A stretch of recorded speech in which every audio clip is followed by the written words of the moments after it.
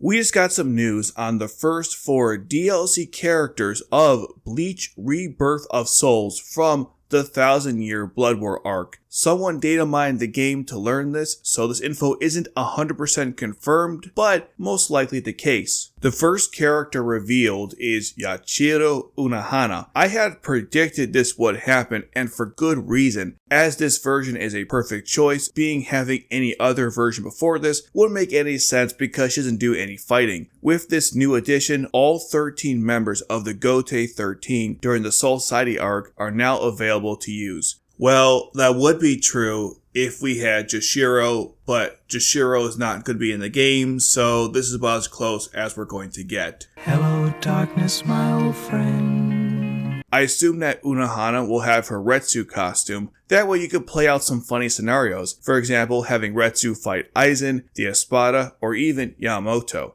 Next comes Yuvach, and it isn't clear if this version will have the Almighty or not. People are concerned he'll be too OP in the game. This is a fair concern since Junobach is arguably one of the strongest characters in all of Bleach. So far, I haven't experienced any game balancing issues, at least from playing against the CPU. This even includes using lore-wise weak characters against god-tier characters, except for maybe Aizen, but that's all part of the plan. The point is, I'm not worried about Junobaha being overpowered. Now with the selection itself, I don't have a big problem with it. Since this game doesn't focus on the 1000-year Blood War arc, there's a good chance we might not get too many more DLC characters from it. And that's great because we need DLC characters from the part of the story that this game does cover. Thus, it's best to include the main characters from the 1000-year Blood War arc, and therefore Yuvach would definitely fit that bill. Plus, I can't wait to use him to fight against Aizen,